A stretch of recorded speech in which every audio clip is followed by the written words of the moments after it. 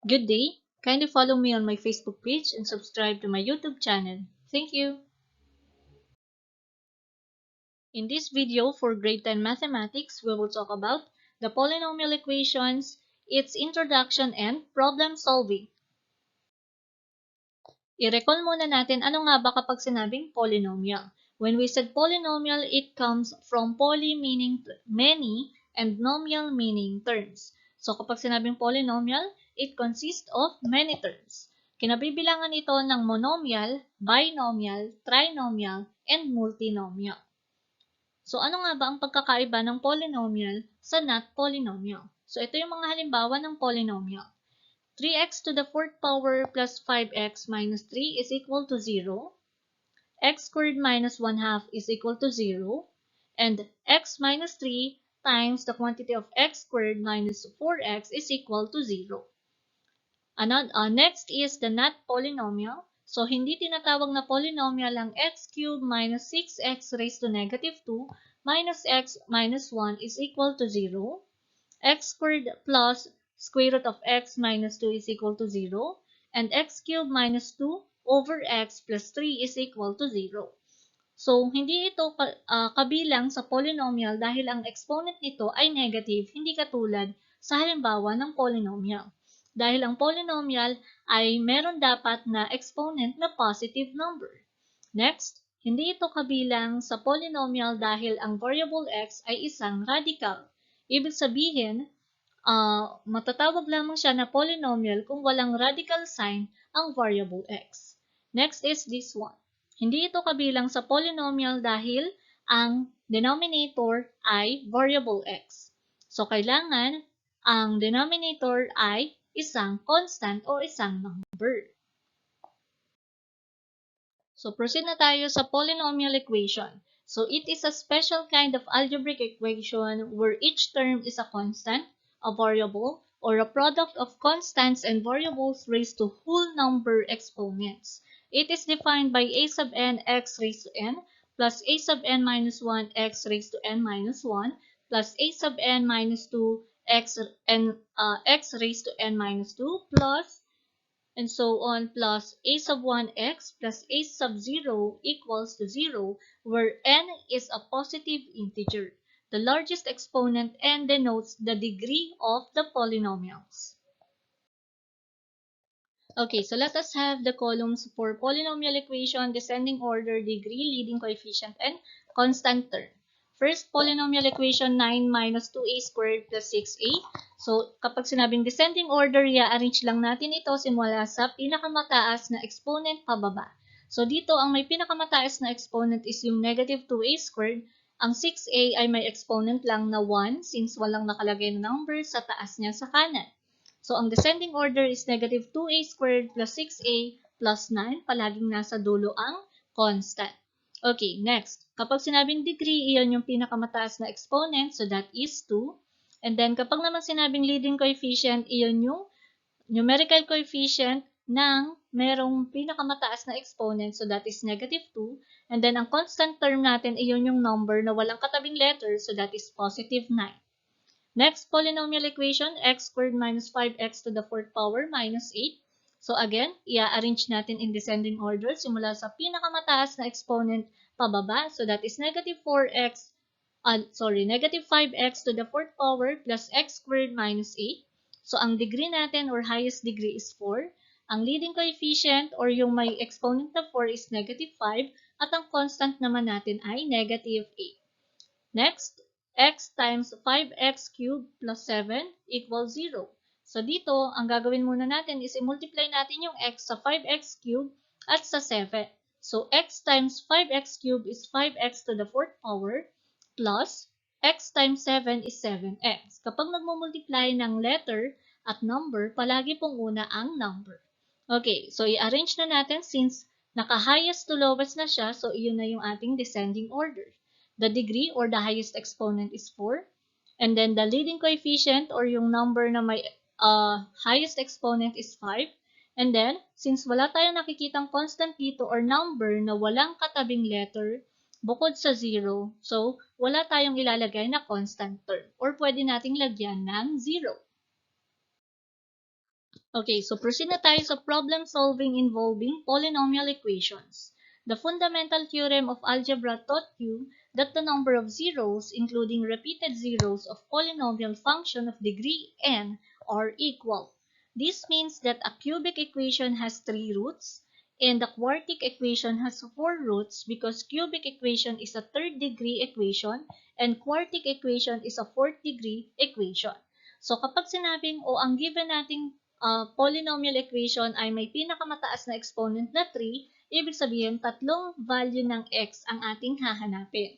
Kapag naman ang pinakamataas na exponent or highest degree is 4 or yung tinatawag nating quartic equation, ibig sabihin apat na value ng x ang ating hahanapin. In solving polynomial equations, we apply the factor theorem. But when the equation is expressed as linear factors, the zero product property will be directly applied to solve its solution. To solve polynomial equations, consider the following steps. So first, use the synthetic division to check if one of the listed roots is a factor. Second, find the other factors using factoring, then find the roots. Okay, so let's have the first example. Find the roots of the following polynomial equations given one of its roots. So in our first polynomial equation, we have x cubed minus 4x squared plus x plus 6 is equal to 0. So given ng isang value ng x niya which is 3. So kung mapapansin nyo, ang highest degree natin is 3. Ibig sabihin, tatlong value ng x ang kailangan nating hanapin. Given na ang isa which is positive 3, so hahanapin pa natin yung dalawa pang value ng x. So for our solution, we will use the synthetic division. So isusulat natin yung numerical coefficients ng bawat terms. So ang x cubed, walang nakalagay na numerical coefficient dito or number sa kaliwa niya, automatic that is 1. And then negative 4x squared, ang numerical coefficient niya is negative 4. X is positive 1 and the constant is positive 6. And then maglalagay tayo ng L. Dito sa loob ng L, dito natin ilalagay yung isang value ng x which is positive 3. And then, proceed na tayo sa solution ng synthetic division. Palagi po itong plus. Okay, first step is to bring down the first number. So, i-bring down natin yung 1. And then, multiply. So, 1 times 3 is 3. Ilalagay natin ito sa baba ng negative 4. And then, ipa-plus lang natin. Pero since magkaiba sila ng sign, ibig sabihin, ima-minus natin. So, negative 4 plus 3 or 4 minus 3 is negative 1. So, kapag nagma-minus tayo, palagi po natin kokopyahin yung sign ng bigger number. Since 4 is bigger or greater than 3 at ang sign ng 4 ay negative, so ang sagot dapat ng negative 4 plus 3 is negative 1. And then, imumultiply ulit natin. Negative 1 times 3 is negative 3. And then, magkaiba ulit ng sign, ima-minus, and then copy the sign of the bigger number. So, 1 plus negative 3 is negative 2. And then, multiply ulit negative 2 times 3 is negative 6. Magkaiba ng sign, i-minus. 6 minus 6 is 0. And that is the remainder. Okay, so yung nakuha nating sagot dito o ang quotient ng ating polynomial equation kapag dinivide natin sa 3 using the synthetic division, that is x squared minus x minus 2. Paano naging ganito yung quotient? So yung nakuha nating sagot, since ang given natin na polynomial equation ay may pinakamataas na exponent na 3, so palagi lang tayo magma-minus ng 1, kaya naging x squared since 1 yung numerical coefficient dito. So x squared, and then minus x kasi minus 1 dito, and then lalagay lang natin ng variable x since 2, 1, 0. And then negative 2, so magiging minus 2. Okay, next. Kailangan na natin hanapin yung dalawa pang value ng x. Okay, so ang x equals 3 na ito ay may format ng divisor which is x minus c. So gagawin natin x minus 3 since ang value ng c natin or ng x is 3 or positive 3. So magiging x minus 3. And then, kinopya lang natin yung nakuha nating quotient. And then, para mahanap natin yung factors ng x squared minus x minus 2, ano ba yung dalawang number na kapag minultiply ay negative 2 at kapag pinag-minus o pinag-add is negative 1. So, ang mga factors na yon ay x minus 2 at x plus 1. because negative 2 times positive 1 is negative 2, and negative 2 plus 1 is negative 1. Okay, next is apply the zero property. So, ang gagawin natin, lalagyan lang natin ng 0 or i-equate lang natin sa 0 ang bawat factors. So, titingnan natin kung tama ba yung x equals 3 natin. So, ang gagawin natin, para makuha natin yung value ng x, ita-transpose lang natin yung bawat constant sa other side ng equation. So, x minus 3 equals 0 ay magiging x equals positive 3. X minus 2 equals 0. Kapag tinranspose natin ang negative 2 dito, ito ay magiging x equals positive 2. And then, kapag naman tinranspose natin ang positive 1 sa other side, ito ay magiging x equals negative 1. Kapag nagtatranspose tayo, nagbabago ang sign ng isang number or ng isang term. So, kung dito, minus 2, kapag tinranspose natin sa kabilang side ng equal sign, ito ay magiging positive. Ang positive 1 naman, kapag tinranspose, ito ay magiging negative. So, meron na tayong tatlong value ng x sa ating given polynomial equation. So, those are 3, 2, and negative 1. Another example, so we have the given 2x cubed minus x squared minus 4x plus 3 is equal to 0. At meron tayong given na isang roots which is x equals 1. Again, for the solution, gamitin ang synthetic division. Isulat natin ang mga numerical coefficient. So, ang numerical coefficient ng 2x cubed ay positive 2. Negative x squared is negative 1. Negative 4x is negative 4. And the constant is positive 3. Maglagay ng letter L dito, ilagay natin yung value ng x natin which is positive 1. And then maglagay ng line and then the addition symbol. Again, first step is to bring down the first number, so that is 2. And then i-multiply 2 times 1 is 2. And then i-add, pero since magkaiba ang sign nila, so i-minus natin. Negative 1 plus 2 is positive 1, copy the sign of the bigger number. And then 1 times 1 is 1. And then negative 4 plus 1 is negative 3. Negative 3 times 1 is negative 3. And then, ima-minus natin since magkaiba ng sign. So, 3 plus negative 3 or 3 minus 3 is 0 and that is the remainder. So, since 0 ang ating remainder, ibig sabihin ang 1 ay isa sa mga roots ng ating given polynomial equation. So, isulat na natin ito in a proper way. So, 2, 1, and negative 3. Since ang highest exponent natin ay 3, ibig sabihin, ang kailangan nating quotient ay mas mababa ng degree. So, dito, magma-minus lang tayo ng 1. 3 minus 1 is 2.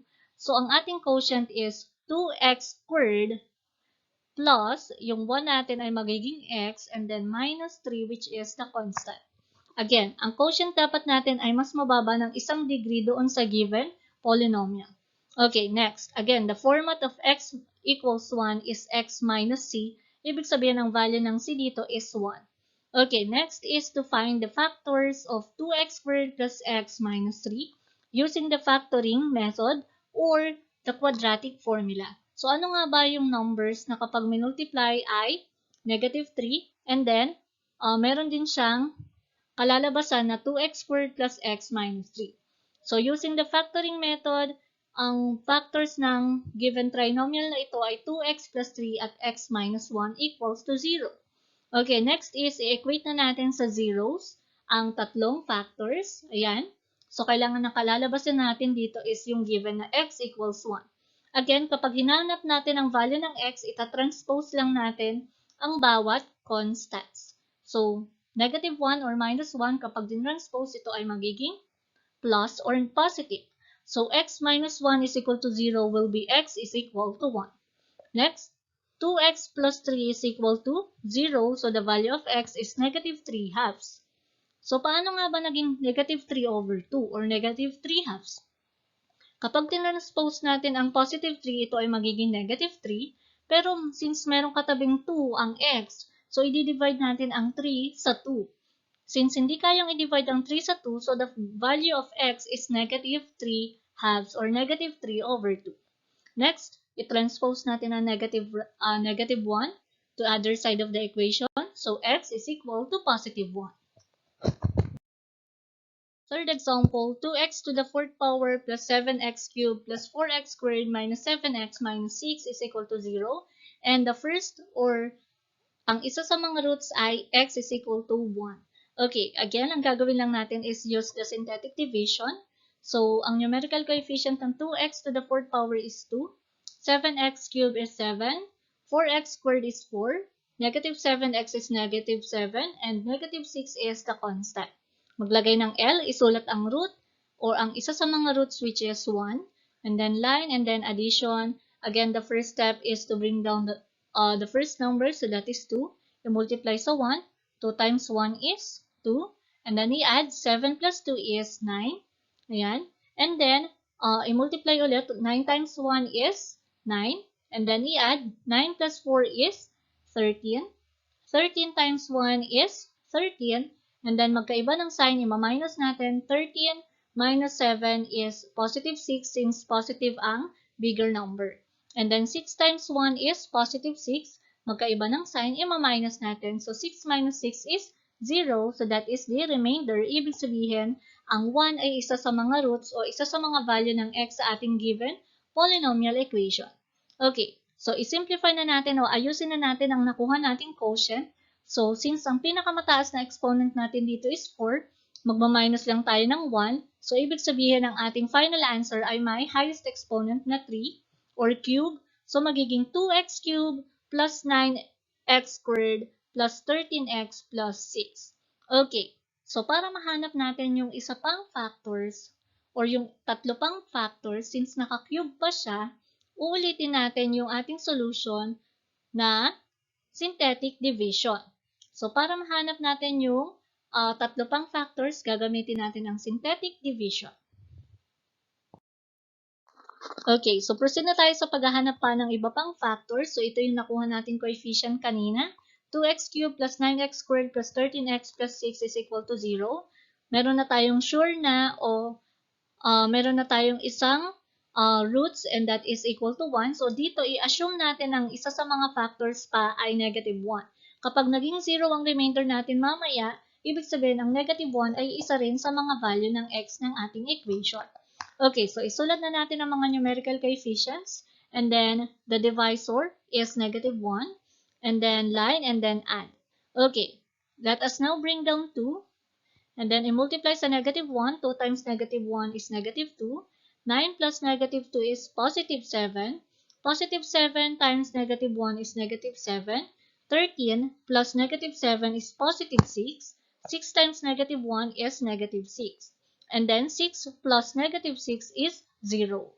Okay, so since 0 yung ating 0 yung ating remainder, ibig sabihin, ang negative 1 ay isa rin sa mga roots ng ating equation. Okay, so proceed na tayo sa pag-aayos ng ating quotient. Okay, so since ang pinakamataas na exponent natin dito ay 3, magma-minus lang tayo ng 1, kaya naging 2x squared, ito yon, plus 7x plus 6. Again, ang format ng ating divisor is x minus c. So, yung x minus c, kapag tinranspose natin ang negative 1 sa other side, ito ay magiging x plus 1. And then, kopyahin lang natin ito. And then, hanapin natin yung factors nito using the factoring method or quadratic formula. So, ang factors nito ng trinomial na ito is 2x plus 3 at x plus 2. Okay, next is i-equate na natin ang tatlong factors sa 0. Ayan. So, magiging x plus 1 equals 0, 2x plus 3 equals 0, at x plus 2 is equal to 0. Okay, para makuha natin yung value ng x, ita-transpose lang natin yung mga constants. Okay, so x plus 1 equals 0. Kapag tinranspose natin ang plus 1, ito ay magiging negative. So, x is equal to negative 1. Next, dito kapag tinranspose naman natin ang positive 3, ito ay magiging negative 3. So, the value of x is negative 3 over 2. Paano nagkaroon ng denominator na 2? Ito ay dahil wala pa tayong eksaktong sagot ng x dito. So, para matanggal natin yung 2 dito, i-divide natin both sides sa 2. So, magiging 3 over 2. Since hindi kayang i-divide yung 3 sa 2, so the answer is negative 3 over 2.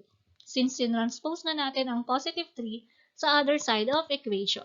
And the last, x plus 2 is equal to 0. Kapag tinranspose, ito ay magiging x equals negative 2. So let us now summarize what we have learned about this lesson.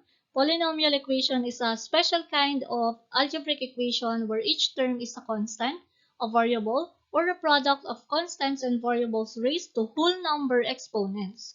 Kapag hindi whole number ang exponents, ibig sabihin hindi ito kabilang sa polynomial equation. To solve polynomial equations, consider the following steps. First, use synthetic division to check if one of the listed roots is a factor. Second, find the other factors using factoring quadratic formula and then find the roots. Sana ay nakatulong ang video na ito sa inyong lesson. Thank you for watching. If you have questions or suggestions, feel free to comment below. Enjoy learning mathematics. God bless us all!